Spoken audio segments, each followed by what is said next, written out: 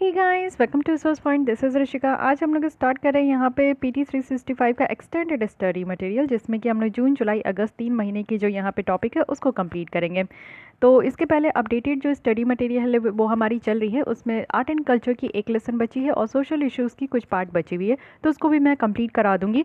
लेकिन आज मैं यहाँ पे स्टार्ट करती हूँ और आज हम लोग स्टार्टिंग से पॉलिटी से स्टार्टिंग करेंगे। आज हम लोग इन्वायरमेंट से स्टार्ट करेंगे आप लोग की सजेशन से, ठीक है। काफ़ी टॉपिक्स हो जाते हैं और इन्वायरमेंट का काफ़ी इंपॉर्टेंट भी हो जाता है। वैसे हालांकि ये मैगजीन अपने आप में ही बहुत इंपॉर्टेंट है, तो मैं डेली आप लोग को एक दो लेसन यहाँ पे प्रोवाइड करूँगी, लेकिन आप लोग अपने से भी इसको कवर करने का कोशिश ज़रूर कीजिए। आते हैं इन्वायरमेंट में सबसे पहले पॉल्यूशन टॉपिक के अंदर हम लोग देखेंगे कि 3 महीने में क्या क्या टॉपिक काफ़ी न्यूज़ में रहा। मैराइन प्लास्टिक पॉल्यूशन है, साथ ही कोविड-19 से जो बायोमेडिकल वेस्ट मैनेजमेंट है हम लोग ने इसको डिस्कस किया है, उसके बारे में देखेंगे। ऑयल स्पिल है और कुछ अदर इंपॉर्टेंट जितने छोटे छोटे न्यूज़ होते हैं उसको भी हम लोग कवर कर लेंगे। टाइम बचेगा तो क्लाइमेट चेंज टॉपिक में भी ज़रूर आएंगे, और agriculture emission, cooling emission, policy synthesis, aerosol, radiative forcing है और कुछ अदर इंपॉर्टेंट न्यूज़ है, इन सब को हम लोग यहाँ पे कवर करेंगे। तो चलिए स्टार्ट करते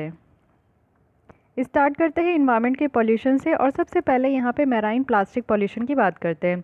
न्यूज़ में इसलिए है क्योंकि एक रिपोर्ट जिसका टाइटल है breaking the plastic wave, a comprehensive assessment of pathways toward stopping ocean plastic pollution, इस रिपोर्ट को रिलीज़ किया गया। तो इस रिपोर्ट में ब्रेकिंग द प्लास्टिक वेव कहा जा रहा है। प्लास्टिक वेव अब हम लोग कहने लगे हैं। वेव कहने का मतलब है कि एकदम से एक आपका जो है लहर आ रहा है। तो पूरी प्लास्टिक की आप लोग इतना ज़्यादा देखोगे कि ओशन में प्लास्टिक का भंडार इतना ज़्यादा हो चुका है कि अब इसके लिए स्पेशल रिपोर्ट निकल कर आ रहा है, जिससे कि बहुत ही ज़्यादा अटेंशन देने की ज़रूरत हो चुकी है।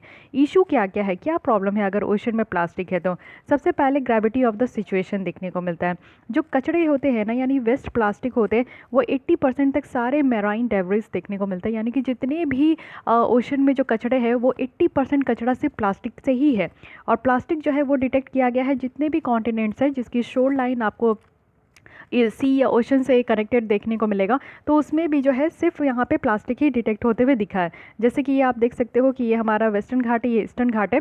तो यहाँ पे अगर शोर लाइन आप देखोगे जो केरल का है या फिर कर्नाटक का, महाराष्ट्र का, तमिलनाडु का, तो यहाँ पे अधिकतर जो कचरा है वो ओशन में या फिर शोर लाइन में, जो कि यहाँ पे ओशन और लैंड के बीच में जो जगह होता है, उसमें सिर्फ कचरा ही कचरा है और वो भी प्लास्टिक है।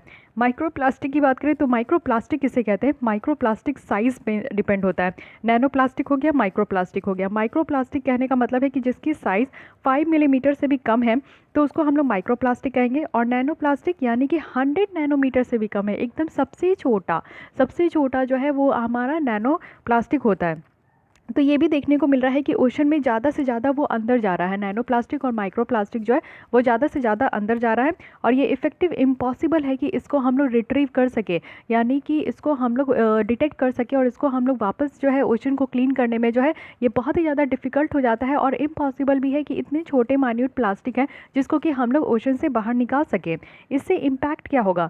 सबसे पहला तो इम्पैक्ट अगर हम लोग देखें तो इन्वायरमेंट में होगा। ओशन की जो मैराइन की इन्वायरमेंट है उसमें देखने को मिलेगा इंजेशन होगा, सफोकेशन होगा, और 100 ऑफ जो मैराइन स्पेसीज है उसमें आपको प्रॉब्लम देखने को मिलेगा। यानी इतने छोटे प्लास्टिक के जो कण है या फिर प्लास्टिक के जो यहाँ पे पार्टिकल्स है वो ओशन के अंदर जाते जा रहे हैं, और ओशन के अंदर इतने लार्ज वैरायटी ऑफ आपको डाइवर्सिटी देखने को मिलेगा। जितने भी स्पेसीज रहते हैं वहाँ पे, तो ऑक्सीजन भी वो ओशन के अंदर ही लेते हैं, वाटर से ही ऑक्सीजन लेते हैं। तो ऑक्सीजन के थ्रू भी उनके अंदर जो है इतना छोटा छोटा जो नैनो पार्टिकल्स जो प्लास्टिक है वो उनके बॉडी के अंदर जाएगा। जो वो खाते हैं उसके थ्रू भी जो है प्लास्टिक भी वो कंज्यूम कर रहे हैं, तो उनके बॉडी में भी बहुत ज़्यादा प्लास्टिक जा रहा है, जिससे कि उनको सफोकेशन हो रहा है। बहुत सारी मछलियाँ, बहुत सारी वेल फिशेस जो है, वेल मछलियाँ जो है वो मरते जा रही है। हम लोग देखे थे कि बहुत साल तो नहीं, लेकिन 2018 की या 19 की ये न्यूज़ थी कि वेल मछली जो है वो उड़ीसा के कोस्ट में बहुत सारे आ गए थे, और वो जब बहुत सारे जो है ना वो मर भी गए थे बैक टू बैक, लेकिन जब उनका पोस्टमार्टम हुआ तब पता चला कि उनके अंदर से कई टन्स ऑफ प्लास्टिक्स निकले हैं। तो ये चीज़ देखने को मिला। फूड और हेल्थ में भी है, जैसे कि यहाँ पे आप अगर टॉक्सिक कंटामिनेंट्स हम लोग देख रहे हैं तो वो तो फिशेस सब जो खा रहे हैं, यानी कि जितने भी प्लास्टिक जा रहे हैं अंदर तो वो उसको कंज्यूम कर रहे हैं, और प्लास्टिक को जो और जो इस तरीके के फ़िश है उनको पकड़ के हम लोग कंज्यूम कर रहे हैं, तो हमारे अंदर भी वो जा रहा है। यानी कि वो तो ऑलरेडी वो फूड जो है टॉक्सिक हो गया। उसके अलावा जितने भी सी फूड्स होते हैं, तो सारे जितने भी स्पेसीज है वो कंज्यूम कर रहे हैं प्लास्टिक को, और वो सारे सी फूड्स को हम लोग कंज्यूम कर रहे हैं। तो या तो हम लोग बात करें कि ओशन में जितने रहने वाले स्पेसीज़ की जो हेल्थ है वो तो डाउन हो ही रही है, साथ ही साथ उनको कंज्यूम करने से हमारी हेल्थ भी ख़राब हो रही है, क्योंकि हम लोग भी इनडायरेक्टली जो है प्लास्टिक कंज्यूम कर रहे हैं। कार्सिनोजेनिक केमिकल्स है जो कि इस प्लास्टिक में प्रेजेंट होता है, और कार्सिनोजेनिक एक one of the toxic substance कहा जाता है, जो कि यहाँ पे बॉडी के जो इंडोक्राइन सिस्टम है ना, जो कि मेनली डाइजेस्टिव सिस्टम हम लोग को देखने को मिलेगा कि जिससे खाना पचते हैं, तो वो प्रॉब्लम वो उस सिस्टम को ये ब्रेक डाउन करता है अगर हम लोग प्लास्टिक कंज्यूम करते हैं।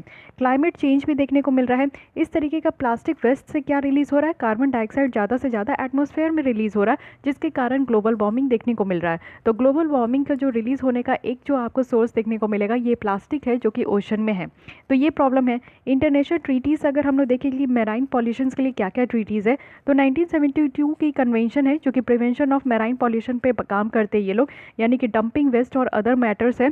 साथ ही साथ 1996 का भी प्रोटोकॉल है टू द लंदन कन्वेंशन है, और साथ ही साथ 1978 का प्रोटोकॉल है जो कि international convention of for the prevention of pollution from ships है, जिसको कि यहाँ पे शॉर्ट फॉर्म में प्यार से मारपोल कह रहे हैं। तो ये भी पूछा जा सकता है कि मारपोल कन्वेंशन किस चीज़ से रिलेटेड है। तो मारपोल कन्वेंशन किस चीज़ से रिलेटेड है, ये ओशन को क्लीन करने से, प्लास्टिक वेस्ट को क्लीन करने से ये आपका उसी से रिलेटेड है। तो इतने सारे इंटरनेशनल ट्रीटीज़ है। तो अगर इस तरीके का स्टेटमेंट बनता है कि इंटरनेशनल ट्रीटीज़ है ही नहीं, तो ऐसा बिल्कुल भी नहीं है। 3 इंटरनेशनल ट्रीटीज़ देखने को मिल रहा है। लेकिन हमारे कंट्री की तरफ से क्या एफर्ट्स किया जा रहा है, क्योंकि हमारा पूरा सदर्न पेनिनसुला आप देखोगे कि चारों ओर से जो है, ये एक तरफ से अरेबियन सी है, दूसरी तरफ से बे ऑफ बंगाल है, और साउथ में जो है वो इंडियन ओशन है। तो तीनों तरफ से पानी से घिरा हुआ है। तो फिर इसमें क्या कहेंगे, हमारे इंडिया ने क्या क्या एफर्ट्स लेकर आया है। तो सबसे पहले जो है इंडिया यहाँ पे मारपोल जो कन्वेंशन है उसका सिग्नेटरी है। अब हम लोग इसकी सिग्नेटरी है, यानी कि साइन कर चुके हैं इसके। तो यानी कि अब ये कन्वेंशन हमारे लिए काफ़ी इंपॉर्टेंट हो जाता है, हमारे यूपीएससी एग्जाम के लिए काफ़ी इंपॉर्टेंट हो जाता है। जो प्रिवेंशन ऑफ मैराइन पॉल्यूशन है, ये डील किया जा रहा है मर्चेंट शिपिंग रूल्स के द्वारा हमारे कंट्री में, जो कि 2009 में बनाया गया था, और ये एक कानून लाकर बनाया गया था जो कि मर्चेंट शिपिंग एक्ट 1958 का है। पीरियोडिक सर्वे भी किया जा रहा है इंडियन फ्लैग वेसल्स का, और यहाँ पे इंश्योर किया जा रहा है कि ये सारे जो रूल्स है मारपोल कन्वेंशन का, उसके अकॉर्डिंग यहाँ पे काम किया जा रहा है। साथ ही साथ गवर्नमेंट जो है उनके द्वारा भी नंबर ऑफ स्टेप्स यहाँ पे लिया गया है कि कैसे सिंगल यूज़ प्लास्टिक को फेज आउट करें। तो सिंगल यूज़ प्लास्टिक क्या होते हैं, सिंगल यूज़ प्लास्टिक वो प्लास्टिक होते हैं जिसको आप लोग एक बार यूज़ किए और उसके बाद फेंक दिए, वो वापस से रीयूजेबल नहीं होता। जैसे डिस्पोजेबल कप वगैरह होता है, डिस्पोजेबल आप लोग प्लेट सेकते हो कि एक बार खाए। सबसे बेटर तो आप लोग जब कुछ भी अभी लस्सी वगैरह भी पीते हो तो उसमें स्ट्रॉ देता है, तो अमूल की लस्सी हो, ब्रिटानिया की लस्सी हो, सारे लस्सी पीते हो आप लोग, स्ट्रॉ उसका इस्तेमाल करते हो और फेंक देते हो, वो होता है सिंगल यूज़ प्लास्टिक। और वो हमारे इन्वायरमेंट के लिए बहुत ज़्यादा डेंजरस होता है, क्योंकि वो डिकम्पोज नहीं हो पाता है। तो वो काफ़ी सालों तक जो है ना अर्थ क्रस्ट में ऐसे ही पड़े रहते हैं, तो इसलिए उसको सिंगल यूज़ प्लास्टिक जो है वो काफ़ी डेंजरस होता है। तो गवर्नमेंट ऑफ इंडिया के द्वारा काफ़ी ज़्यादा स्टेप्स उठाया गया है कि कैसे सिंगल यूज़ प्लास्टिक को जो है वो बैन करे, और सारे यूज़, यानी कि यहाँ पे जिस तरीके का सिंगल यूज़ प्लास्टिक है उसको हर एक तरीके से बैन करना है। और एक रूल लाया गया था, वेस्ट मैनेजमेंट अमेंडमेंट रूल 2018, ठीक है। और यहाँ पे BIS के द्वारा अगर हम लोग बात करें तो ये भी एक इंडियन स्टैंडर्ड यहाँ पे आया था, अकॉर्डिंग टू किसका, तो प्लास्टिक माइक्रोबेड्स ऑफ डायमीटर।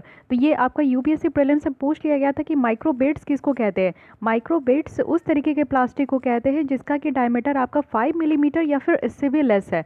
तो please don't be confuse between microplastic, nano plastic and microbeads. Microbeads आप देखोगे कि यहाँ पे 5 मिलीमीटर से भी ये कम होता है। नैनो प्लास्टिक आपका जो है ना यहाँ पे आपका 100 नैनोमीटर से भी कम होता है। एंड माइक्रोप्लास्टिक की बात करें अगर हम लोग यहाँ पे, तो कितना है ये आपका 5 मीटर से भी कम होता है। एक सेकेंड मैं ही कंफ्यूज हो जाती हूँ तीनों के बीच में समटाइम्स। 5 मिलीमीटर से ये कम होता है, ठीक है। तो 5 मिलीमीटर, ये 5 मिलीमीटर डायमीटर में कहा गया है ये माइक्रोबेड, तो ये ध्यान रखिएगा, ये डायमीटर में कहा जा रहा है। साथ ही माइक्रोप्लास्टिक आपका 5 मिलीमीटर में कहा जा रहा है, नैनो प्लास्टिक आपका 100 नैनोमीटर में कहा जा रहा है। तो ये तीनों का डायमेंशन यूनिट के साथ ध्यान रखना है, जो कि पानी में मिलता नहीं है। माइक्रोवेव और भी ज़्यादा खतरनाक है, जो कि यहाँ पे छोटे छोटे प्लास्टिक के कण होते हैं जो कि यहाँ पे मिलते नहीं है, यानी कि वाटर सॉल्युबल नहीं है ये। और ये सॉलिड पार्टिकल्स जो है ना, यानी कि प्लास्टिक के जो पार्टिकल्स होते हैं वो इसको एक्सफोलिएट करने में यूज़ होता है, और पर्सनल केयर प्रोडक्ट्स में जो इसको क्लींस करने के लिए यूज़ होता है, ये सारी चीज़ों को बैन किया गया है। तो हमारे कंट्री में सबसे पहले जो है यहाँ पे प्लास्टिक माइक्रोबेड्स को बैन किया गया है। देन उसके बाद आपका जो है यहाँ पे जो सिंगल यूज़ प्लास्टिक है उसको भी बैन किया गया है। तो ये 2 स्टेप्स हमारे गवर्नमेंट ऑफ इंडिया के द्वारा लिया गया है। ग्लोबल इनिशिएटिव देख लेते हैं कि मैराइन प्लास्टिक पॉल्यूशन को किस तरीके से टैकल किया जा रहा है। तो united nation regional seas programme है, ये एक की रीजनल फ्रेमवर्क है जिसमें कि ओशन को प्रोटेक्ट करने के लिए लाया गया। 1974 में ही इसको लाया गया था यूनाइटेड नेशन इन्वायरमेंट प्रोग्राम के तहत। और आज के डेट में अगर हम लोग देखें तो रीजनल सी प्रोग्राम है जिसमें कि टोटल 18 रीजनल सी है, यानी कि जितने भी रीजनल यहाँ पे सीज है, और साथ ही साथ बहुत सारे अडॉप्टेड एक्शन प्लान भी है जो कि स्पेसिफिकली ये इसलिए है कि मैराइन में जो यहाँ पे प्लास्टिक डेब्रिस है और जो माइक्रो प्लास्टिक है, इन सारे प्रॉब्लम को यहाँ पे एड्रेस कर सके। सेकेंड यहाँ पे जीपीए और ग्लोबल पार्टनरशिप और मैराइन लीडर्स में, तो ये सेकंड यहाँ पे आपका ग्लोबल इनिशिएटिव है जिसमें क्या है कि प्रोटेक्शन करना है, मैराइन इन्वायरमेंट को प्रोटेक्शन करना है लैंड बेस्ड एक्टिविटीज़ से। इसको 1995 में लाया गया था। और साथ ही साथ यहाँ पे जितने भी मेंबर है तो उनके स्टेट्स के साथ यहाँ पे कोलैबोरेशन और कोऑर्डिनेशन के साथ जो है मैराइन पॉल्यूशन को लैंड बेस्ड सोर्सेज से, यानी कि जो ज़मीन में हम लोग कचरा फेंकते हैं वही बह के अगर पानी में आ जाता है, या फिर हम लोग देखते हो कि जो हॉस्पिटल के द्वारा जो भी कचरे फेंकते हैं वो यहाँ पे किसी तरीके से ड्रेन होते हुए रिवर में आ जाता है, तो उस तरीके के एक्टिविटीज़ से जो है यहाँ पे मैराइन पॉल्यूशंस को जो है वो एड्रेस किया जाएगा। उसके बाद होनोलुलु स्ट्रैटेजी है, ये काफ़ी इंपॉर्टेंट है और one of the famous strategy है। इसका एम है कि मैराइन लीडर प्रोग्राम को जो है कनेक्ट करना है और कोलैबोरेशंस के साथ जो है यहाँ पे भी इस चीज़ को फॉस्टर करना है। साथ ही यहाँ पे जो प्रैक्टिसेस है बेस्ट प्रैक्टिस लेकर आना है कि कैसे मैराइन पॉल्यूशंस को कम कर सके। ग्लोबल प्लास्टिक एक्शन पार्टनरशिप है, ये आपका कुछ पार्टनर्स जो कि पब्लिक और प्राइवेट सेक्टर्स के साथ देखने को मिलेगा कि यहाँ पे को फाउंडेड है। इनका एम है कि यहाँ पे पावर्स को कन्वे करना है जो वर्ल्ड इकोनॉमिक फोरम का है, कि एक साथ सारे गवर्नमेंट, बिजनेस और सिविल सोसाइटी को साथ लेकर आए और इसमें जो कमिटमेंट है उसको एक अच्छे तरीके से एक्शन में कन्वर्ट करे, और वो भी ग्लोबल और नेशनल लेवल पे। साथ ही यहाँ पे क्लोजिंग द लूप प्रोजेक्ट है, ये भी पूछा जा सकता है डायरेक्टली कि क्लोजिंग द लूप प्रोजेक्ट ये किस टॉपिक से रिलेटेड है, किस फील्ड से रिलेटेड है। तो यहाँ पे सबसे पहले United nation economic and social commission for Asia and Pacific है जो कि यहाँ पे काम कर रहे हैं जापान के गवर्नमेंट के साथ, और आज के डेट में एक नया प्रोजेक्ट यहाँ पे लॉन्च किया है जिसका एम है कि कैसे इन्वायरमेंटल इम्पैक्ट जो साउथ ईस्ट एशिया में देखने को मिल रहा है उसको कम करना है, और इस तरीके का जो इन्वायरमेंटल इम्पैक्ट देखने को मिल रहा है वो पोल्यूशन, जो waste pollution, plastic pollution river और साथ ही साथ ओशन में बढ़ते जा रहा है, उसको यहाँ पे एड्रेस किया जाएगा।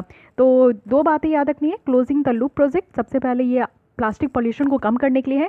सेकंड है ये कि ये इनिशिएटिव किसके द्वारा लाया गया, तो एस्केप है जो कि यूनाइटेड नेशन का एक बॉडी है, economic and social commission for Asia and Pacific, ये काम कर रहे हैं यहाँ पे पार्टनरशिप जो कि गवर्नमेंट ऑफ जापान के साथ है। ठीक है, तो ये दो तीन बातों का ध्यान रखिएगा तो क्वेश्चंस कभी भी आपके गलत होने के चांसेस नहीं होंगे, यहाँ पे कम होंगे।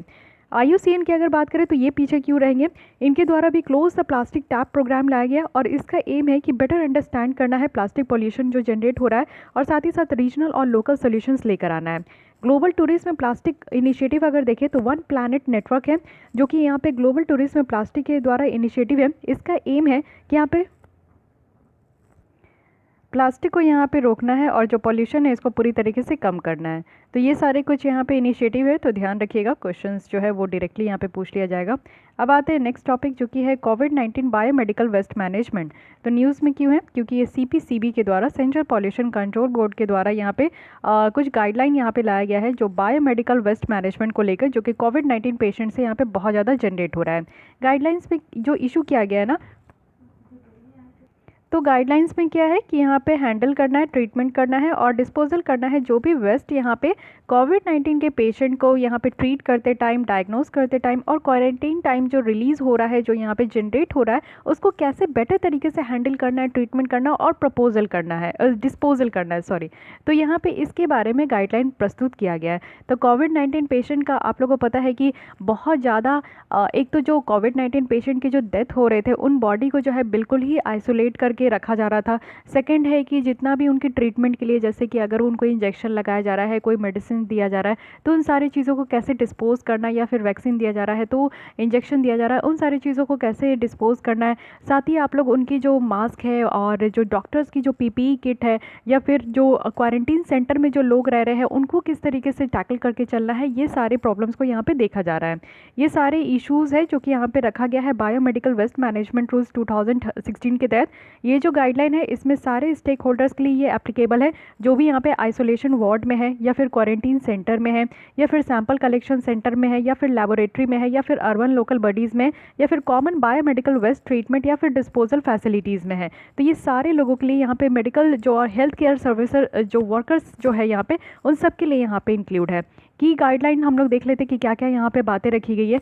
सबसे पहले कि जो कचरा यहाँ पे जनरेट हो रहा है कोविड-19 पेशेंट से, तो उसको कलेक्ट कैसे करना है। एक डेडिकेटेड ट्रॉली होना चाहिए और कलेक्शन बिन होना चाहिए। जो आप लोग जो डस्टबिन देखते हो ना, तो इसके लिए एक अलग से बिन्स रखा गया है और साथ ही ट्रॉली भी रखा गया है कोविड-19 आइसोलेशन वार्ड में। साथ ही उसको लेवल कर देना है कि उस डस्टबिन में जैसे यूज़ मी जनरल लिखा जाता है, तो यूज़ मी की जगह जो है वहाँ पे लिखना है कोविड-19 वेस्ट। साथ ही साथ जो है ये लिखकर इस डस्टबिन के ऊपर जो है पेस्ट कर देना है। सेकंड है कि डिस्प्यूट डेडिकेटेड सैनिटेशन वर्कर्स, इनको अलग करना है, वो भी बायोमेडिकल वेस्ट से। और जो जनरल सॉलिड वेस्ट है उसको भी अलग रखना है, यानी कि जो आपका जो डेडिकेटेड सैनिटेशन वर्कर्स जो है वो सेपरेटली होना चाहिए बायोमेडिकल वर्क वेस्ट के लिए। और इसको जो सॉलिड वेस्ट जनरल निकलता है हॉस्पिटल से, तो आप लोग को ही पता है कि बहुत सारे कचरे निकलते हैं। पल में जो है इंजेक्शन अगर दिया जाए किसी को, तो एक तो कॉटन होता है जिसमें कि आपका वो स्पिरिट डाल के पहले क्लीन करते हैं एरिया को, फिर इंजेक्शन देते हैं। तो इंजेक्शन देने के बाद वो जो इंजेक्शन होता है, निडल होता है, वो सब वेस्ट में चला जाता है। तो एक इंजेक्शन देने में ही वेस्ट इतना जनरेट होता है। तो और भी जो ट्रीटमेंट है, मान लीजिए कोई वॉन्ड है या फिर आपको ड्रेसिंग वगैरह कराना है, पट्टी वगैरह करानी है, तो उसमें भी कितने सारे जो है वेस्ट निकलते हैं। तो वो जनरल जो है वो वेस्ट में काउंट होते हैं। लेकिन कोविड-19 के जो पेशेंट है उनका जितना भी कचरा है उसको अलग करने के लिए कहा जा रहा है, जिससे कि उसको बेटर तरीके से कलेक्ट किया जा सके, फिर उसको ट्रांसफर्ड किया जाए टाइमली। और टेम्परेरी जो वेस्ट स्टोरेज एरिया बनाया गया है उस जगह पे जो है बेटर तरीके से कोविड-19 पेशेंट का जितना भी कचरा है उसको अलग तरीके से डिस्पोज कर सके।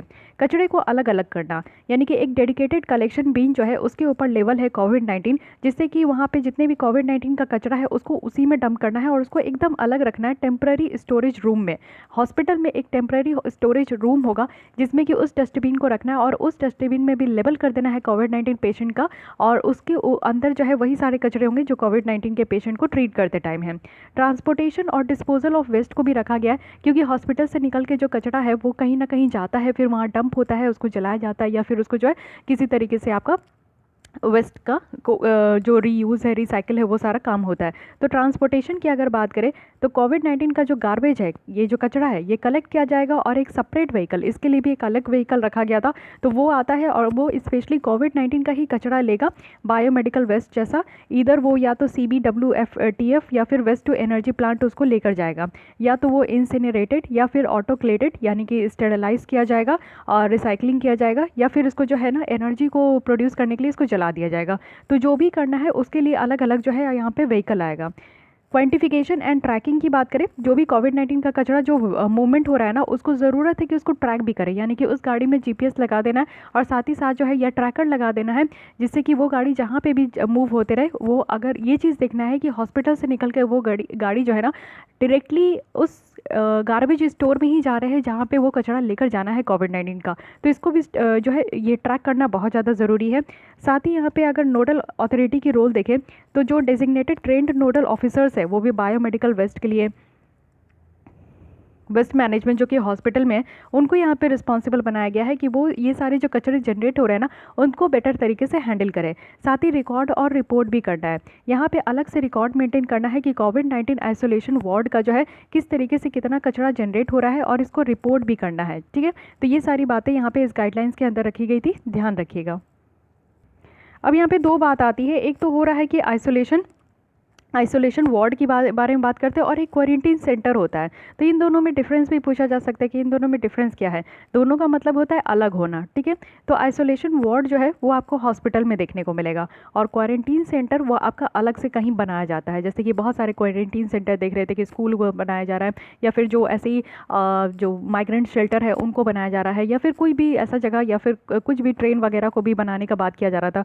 तो ये आइसोलेशन वार्ड जो है आपको हॉस्पिटल में देखने को मिलेगा। अगर हॉस्पिटल में बेड्स कम हो जाते हैं तो फिर उसके बाद जो है आप लोग देखोगे कि एक प्लेग्राउंड में बनाया गया था दिल्ली में। साथ ही ये भी यूपी के गवर्नमेंट भी बात कर रहे थे कि ट्रेन को एक आइसोलेशन वार्ड बनाया गया था उनके द्वारा।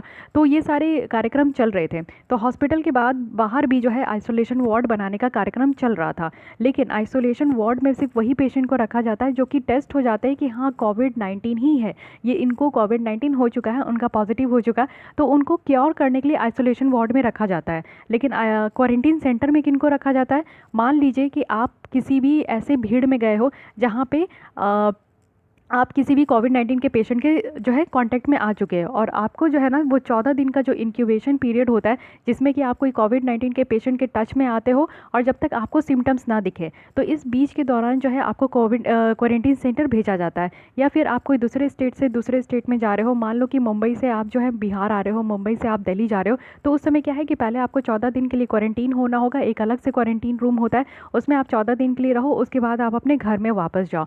इससे क्या होगा कि अगर आपके अंदर वो सिम्टम्स भी होगा, अगर आपने जो है किसी कोविड-19 के कांटेक्ट में आया भी है उस पेशेंट के कांटेक्ट में, तो आपकी जो अंदर में वो सिम्टम्स है ना, या तो वो आपका स्प्रेड होने से बचाएगा, इसलिए क्वारंटीन सेंटर रखा गया है। साथ ही साथ जो है आपका वहाँ अंदर ही अंदर आपका भी वो जो है बिल्कुल हील हो जाएगा, अगर आपकी बॉडी में एंटीबॉडी अगर डेवलप हो जाता है। तो ये 2 डिफरेंस है जो कि ध्यान रखना है कि क्वारंटीन सेंटर अलग से होता है और ये सिर्फ उन लोगों के लिए होता है जो कि ट्रैवल करके आते हैं या ट्रैवल करके, मेनली हमारे कंट्री में ट्रैवल करके ही जो आ रहे थे जा रहे थे। बहुत सारे लोग को घर में भी क्वारंटीन होने के लिए कहा गया था कि जिनकी ट्रैवल हिस्ट्री रही है, या फिर जो जैसे जितने भी वॉरियर्स थे, चाहे वो डॉक्टर हो, हेल्थ केयर वर्कर्स हो, चाहे पुलिस हो, वो अपने घर में खुद ही वो क्वारंटीन रह रहे थे, या फिर जो बैंकर्स है वो अपने घर में ही क्वारंटीन रह रहे थे। तो अलग से रहना है आपको, नॉर्मल पीपल्स के साथ जो है वो टच नहीं करना है, उनके संपर्क में नहीं आना है। Isolation wards specially for the patient, कोविड-19 पेशेंट जिन्होंने डिटेक्ट कर लिया है कि हाँ 40 आपको जो है यहाँ पे पॉजिटिव है कोविड-19। फाइन। अब आते हैं नेक्स्ट, ऑयल स्पिल। न्यूज़ में क्यों है? क्योंकि रिसेंटली जो है बहुत सारे सीरियस केसेस ऑयल स्पिल की देखने को मिला। बैक टू बैक हम लोग ऑयल स्पिल की सीरियस केसेस देख रहे थे। एक तो है रशिया का आर्कटिक रीजन में और दूसरा है मॉरिशस ऑयल स्पिल। तो दोनों को कवर करेंगे। ऑयल स्पिल जो रशिया के आर्कटिक रीजन में है, तो ये परमाफ्रॉस्ट जो थॉइंग है, ये रिकॉग्नाइज किया गया है कि प्रिंसिपल रीज़न है जिसके कारण ये रिसेंट जो है ना 20,000 टन जो ऑयल लीक है वो आर्कटिक रीजन में देखने को मिला था पावर प्लांट में, जो कि आपका रशिया में है। तो ये परमाफ्रॉस्ट थॉइंग है, इसके बारे में हम लोग अच्छे से स्टडी किए। परमाफ्रॉस्ट क्या है कि वैसा एरिया जो कि कंटिन्यूस 2 साल से वहाँ की टेम्परेचर या तो 0 डिग्री है या तो नेगेटिव है और पूरी तरीके से वो जगह आपका बर्फ़ से ढका हुआ है। तो मान लीजिए कि ये एक ऐसा जगह है जहाँ पे पूरी तरीके से 2 साल से ये बर्फ़ से ढका हुआ है, ठीक है। अचानक से क्या होगा कि ग्लोबल वार्मिंग आपका बढ़ रहा है, धूप तेज़ हो रही है, हीट तेज़ हो रही है और थोड़ा सा हिस्सा यहाँ से आपका कट के जो है ये आपका यहाँ बह गया, ठीक है, कट के अलग हो गया। मान लीजिए कि यहाँ पे थोड़ा सा हिस्सा जो है ना, ये वाला पोर्शन आपका यहाँ पे कट के अलग हो गया, ये वाला पोर्शन, और ये इसको हम लोग कहते हैं परमाफ्रॉस्ट थॉइंग, यानी कि अलग से जो है ना उस रीजन में, उसी रीजन का आपका कोई रीजन अचानक से अलग हो जाना। एकदम सिंपल लैंग्वेज में मैं आपको बता रही हूँ, इससे ज़्यादा सिंपल मैं नहीं बता सकती, ठीक है। तो ये होता है परमाफ्रॉस्ट थॉइंग। तो इसी के कारण बताया जा रहा है कि ये देखने को मिला है कि जो वहाँ के जो आर्कटिक रीजन में जो पावर प्लांट था उसमें 20,000 जो टन्स ऑयल लीक हुए हैं, उसके कारण ये देखने को मिला है। तो प्लांट जो है वो इंटायरली कहाँ बना हुआ था? परमाफ्रॉस्ट वाले रीजन में बना हुआ था। साथ ही जो कि यहाँ पे ओवर्स द ईयर काफ़ी वीकन होते जा रहा था, क्योंकि क्लाइमेट चेंज हो रहे हैं, ग्लोबल वार्मिंग बढ़ते जा रहा है और इसके कारण जो है ना ये टैंक जो है धीरे धीरे सिंक करते जा रहा है, अंदर अंदर वो आपका धंसते जा रहा है और उसके कारण वो अलग हो गया। ऑयल लीक जो किया गया था, इस लोकल जो रिवर है इसका ध्यान रखना है कि ये अम्बरिनिया रिवर है जो कि आर्कटिक रीजन में है। इस रिवर के चारों ओर जो है इस तरीके का ऑयल स्पिल देखने को मिला था। साथ ही साथ यहाँ पे अम्बर्निया रिवर जो है ये रशिया से फ्लो होता है और कारा सी में जाके ये कनेक्ट होता है और ये आर्कटिक ओशन का ही पार्ट है। तो ये पूरा आपका यहाँ पे बात रहा, देख सकते हैं यहाँ पे परमाफ्रॉस्ट के बारे में बताया जा रहा है। तो पहले ये देख लीजिए, एक ऐसा ग्राउंड है जो कि कंप्लीट आपका फ्रोजन रहता है, 0 डिग्री है या फिर इससे भी नीचे है, एटलीस्ट 2 साल तो होना ही चाहिए। इसमें या तो पत्थर होंगे, सॉइल होंगे, सेडिमेंट्स होंगे जो कि ये आइस से जो है एकदम बंधे होंगे और यहाँ पे ग्लेशियर पीरियड जो है वो फॉर्म्ड होता है। जैसे कि यहाँ पे आप लोग देख सकते हो मेनली आर्कटिक ओशन के चारों ओर वाला रीजन देखने को मिलेगा। तो परमाफ्रॉस्ट स्टेटस अगर हम लोग देखें तो ये डार्क जो ब्लू कलर का है ये कंटिन्यूस होता है, यानी ये वाला एशिया ये वाला एरिया आप देख सकते हो जो कि आपका रशिया का है। यहाँ पे ये वाला रीजन देख सकते हो जो कि अलास्का वाला और नॉर्थ अमेरिका वाला रीजन है, यहाँ पे परमाफ्रॉस्ट आपको देखने को मिलेगा।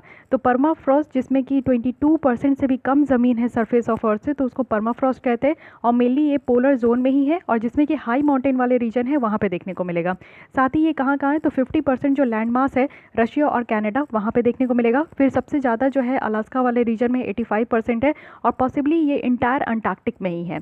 तो एक कॉन्टिनेंट तो पूरा परमाफ्रॉस्ट है क्योंकि बहुत बड़ी बड़ी आइस की सिल्ली शीट देखने को मिलते हैं अंटार्कटिक में। उसके बाद जो सबसे ज़्यादा है वो अलास्का वाला रीजन में है और उसके बाद जो है वो आपका 55% रशिया और कनाडा में है। तो मैप में एक बार देख लीजिए, ये नॉर्थ अमेरिका वाला नॉर्थ रशिया वाला पोर्शन है, यहाँ पे ये आपको अम्बर्निया रिवर देखने को मिलेगा, ये वाली रिवर है। तो इस तरीके से फ्लोट होते हुए जो है ये कारा सी में जाके मिल जाता है। तो जगह कौन सा था, ये नॉर्लिस्टिक है, नॉर्लिस्टिक, तो ये जगह भी याद रखना है। इसके बगल में आपको लेक पियासिनो देखने को मिलेगा, तो ये भी ध्यान रखना है। थोड़ा सा अगल बगल भी मैप का ज़रूर स्टडी कर लिया कीजिए, जिससे कि आपका बेटर डेप्थ वहाँ पे बन सके। फाइन।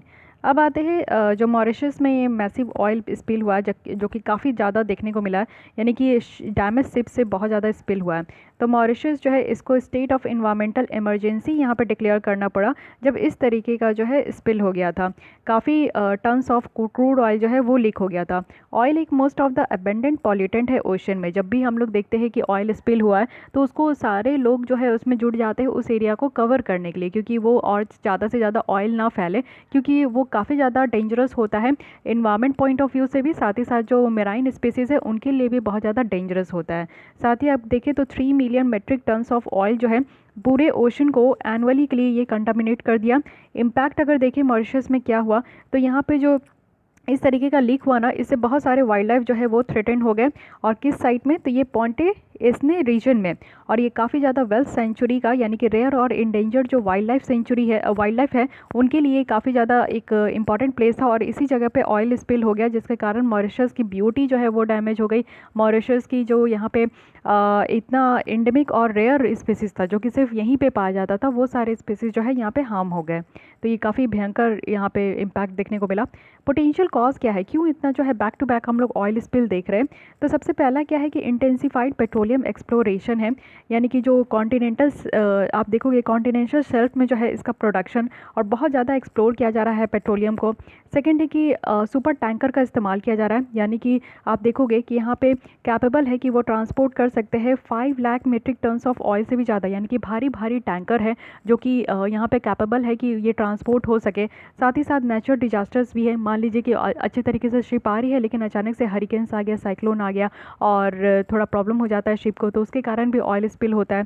साथ ही अंडर वाटर अर्थक्वेक भी होता है, जिसके कारण इस तरीके का देखने को मिलता है। कुछ और रीज़न अगर हम लोग देखें तो शायद इक्विपमेंट में ब्रेकिंग डाउन हो गया, कोई शिप का पार्ट टूट गया, या फिर जो है डिस्ट्रक्टिव एक्ट हो गया, जैसे कि टेररिस्ट अटैक हो गया, या फिर कंट्रीज़ जो है वो वॉर में है, या फिर इलीगल डंपर्स हो गए। तो कुछ ऐसे भी आपको घटना देखने को मिलेगा। दोनों तरीके से होता है, एक तो एंथ्रोपोजेनिक भी होगा, एक आपका नेचुरल भी होगा। तो नेचुरल में नेचुरल डिजास्टर्स आ सकते हैं और ह्यूमन बीइंग के द्वारा भी कुछ एक्टिविटीज़ किया जा सकता है, जिसके कारण जो है इस तरीके का अटैक देखने को मिलता है और इस तरीके की प्रॉब्लम देखने को मिलती है। नेचर और इम्पैक्ट अगर हम लोग स्पिल्ड ऑयल का देखें तो ऑयल यूजुअली जो है ना वो पूरी तरीके से वाटर में आपका स्प्रेड हो जाता है और एक थिन लेयर बना लेता है, और जनरली जो है इसको हम लोग ऑयल स्लिक कहते हैं। सो ऑयल स्लिक क्या है कि आपका जैसे ही ऑयल आपका स्प्रेड होगा वाटर में, तो कभी भी ऑयल और वाटर मिक्स तो होता नहीं है, ना ही ऑयल जो है वो वाटर के नीचे जाके बैठ जाता है, नहीं, ऑयल हमेशा वाटर के ऊपर ही रहता है और वो एक लेयर, पतला सा लेयर बना लेता है, जिसको हम लोग ऑयल स्लिक कहते हैं। और जैसे ये ऑयल कंटिन्यू होता है, धीरे धीरे वो स्प्रेड होते जाएगा, तो ये लेयर जो है और पतला होते जाएगा और पतला होते जाएगा, फाइनली बहुत ही ज़्यादा पतला लेयर होगा जिसको कि शीन कहेंगे। सो प्लीज़ यहाँ पे डिफरेंस पता होना चाहिए, oil slick and oil sheen. Oil sheen जो कि बहुत ही ज़्यादा पतला, जैसे जैसे वाटर ऑयल स्प्रेड होते जा रहा है तो वो और पतला होते जाएगा ना, और जैसे ही वाटर आपका जब वाटर के ऊपर ऑयल गिरा है तो उसको यहाँ पे थिन लेयर जो फॉर्म होता है उसको ऑयल स्लिक कहते हैं। और जो बहुत ही पतला होते जाता है, जैसे जैसे अगर ऑयल स्प्रेड होते जा रहा है तो उसको हम लोग।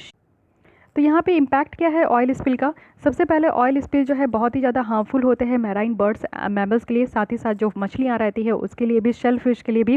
साथ ही ऑयल जो है ना ये पूरा डिस्ट्रॉय कर देता है जो फर बियरिंग मैमल्स है, जैसे कि सी ओटर्स हो गए, वाटर पेलिंग यहाँ पे एबिलिटीज़ होता है कुछ बर्ड्स फेदर्स का, तो उनको यहाँ पे पूरी तरीके से डिस्ट्रॉय कर देता है। बहुत सारे बर्ड्स और एनिमल्स होते हैं जो कि ये इंजेस्ट कर लेते हैं ऑयल को, जब वो क्लीन अपने आप को क्लीन करना चाहते हैं ना, तो फिर क्या करते हैं कि वो इस तरीके से, आप देखते हो कि बहुत सारे एनिमल्स हैं जो कि खुद को लीक करके क्लीन करते हैं, तो उनके बॉडी में जब इस तरीके का ऑयल लग जाता है तो वो उसको भी लीक कर देते हैं और काफ़ी ज़्यादा उनके अंदर इस तरीके का पॉइजन हो जाता है। ठीक है, तो ये सारे प्रॉब्लम है। टेक्निक देखते हैं कि क्या जनरली यूज़ किया जाता है जब ये ऑयल स्पिल हो जाता है, तो उसके बाद कौन कौन से टेक्निक यूज़ किए जाते हैं। तो पहला है बूम। बूम क्या है? तो ये एक फ्लोटिंग बैरियर है ऑयल का। तो फॉर एग्जांपल आप देखोगे कि बिग बूम जो है वो यहाँ पे चारों ओर टैंकर के लगा दिया जाता है, जैसे आप लोग देखे होंगे कि ये मोटी मोटी रस्सियाँ या पाइप भी कह सकते हो, जैसे इस एरिया में ऑयल स्पिल हुआ है तो यहाँ पे चारों ओर से जो ना है इस तरीके से आपका बूम लगा दिया जाता है, जिससे कि फर्दर जो है यहाँ पे आपका ऑयल जो है स्प्रेड ना हो और इस तरीके के ऑयल को सही तरीके से कलेक्ट कर सके। सेकेंड है यहाँ पे स्कीमर्स। तो ये सारे बोट्स होते हैं जो कि यहाँ पे स्कीम करते हैं, यानी कि स्कूप करते हैं, जो स्पिल्ड जो ऑयल है ना उसको वाटर सरफेस से हटाते हैं। फिर है सॉर्बेंट, यानी कि एक बड़े स्पॉन्जेस होते हैं जो कि ये ऑयल को एब्जॉर्ब करते हैं। मोटे मोटे यहाँ पे जो है एक आपको कॉटन का मोटा पाइप देखने को मिलेगा, जो कि क्या करते हैं उसको उस एरिया में रख देते हैं, जिससे कि वाटर से सारे ऑयल को एब्जॉर्ब कर लिया जाता है। सॉर्बेंट है ये। इंडियन कोस्ट गार्ड में अगर देखें तो इस टेक्निक को बहुत ज़्यादा यूज़ किया जाता है, जो और वो भी किस फॉर्म में, तो ग्रेफिन ऑयल एब्जॉर्बेंट पैड है जिसको हम लोग सॉर्बिन पैड कहते हैं। तो ये अगर इस तरीके का जो मॉल्डिव्स में ऑयल स्पिल हुआ था ना, तो उसको क्लीन करने के लिए जो ऑपरेशन चलाया गया था, तो इंडियन कोस्ट गार्ड के द्वारा इसी सॉर्बेंट मेथड को इस्तेमाल किया गया था। तो ये जो ऑपरेशन है वो यहाँ पे आपका national oil spill disaster contingency plan के तहत इस तरीके का जो है हमारे तरीके से काम किया गया था। यहाँ पे केमिकल डिस्पर्सेंट है और बायोलॉजिकल एजेंट भी है, यानी कि यहाँ पे ऑयल को ब्रेक डाउन करने के लिए केमिकल कॉन्स्टिट्यूएंट को भी यहाँ पे ब्रेक डाउन किया जाता है ऑयल को, वो भी केमिकल कॉन्स्टिट्यूएंट में। तो ये भी एक टेक्निक लगाया जाता है। और इस टेक्निक में आपका बायो रेमेडिएशन है। बायो रेमेडिएशन क्या होता है कि एक लेवल से दूसरे लेवल में जो है वो टॉक्सिक आपका क्लियर होते जाता है, या फिर आपका माइक्रो ऑर्गेनिजम्स को इस्तेमाल करके जो है टॉक्सिक को जो है वाटर से या ओशन से उसको क्लीन किया जाता है।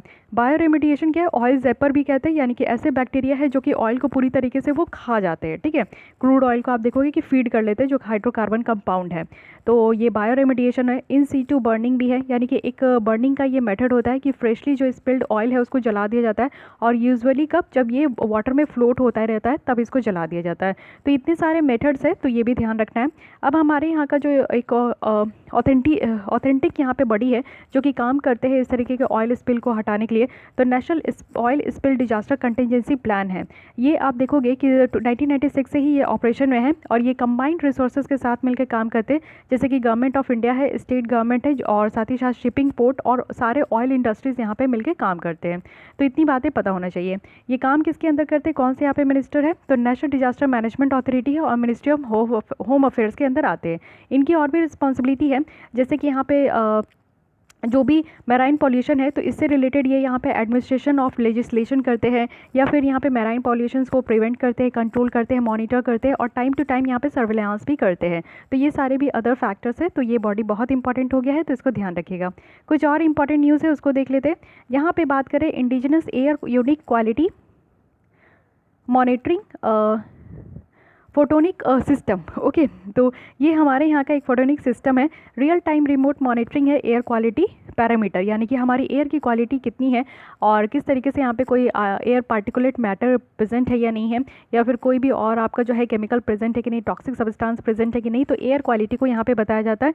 एक इनोवेटिव एप्लीकेशंस है हमारे laser back scattering statistical mechanism का ये प्रिंसिपल है, जिसमें कि इस तरीके से जो है ना आपका इंटरनेट ऑफ थिंग्स को यहाँ पे इस्तेमाल किया जाता है, या फिर आर्टिफिशियल इंटेलिजेंस को, डीप लर्निंग को यहाँ पे इस्तेमाल करके इस तरीके का टेक्निक का हम लोग यूज़ कर रहे हैं, और एयर क्वालिटी को यहाँ पे बेटर तरीके से जो है देख पाते हैं।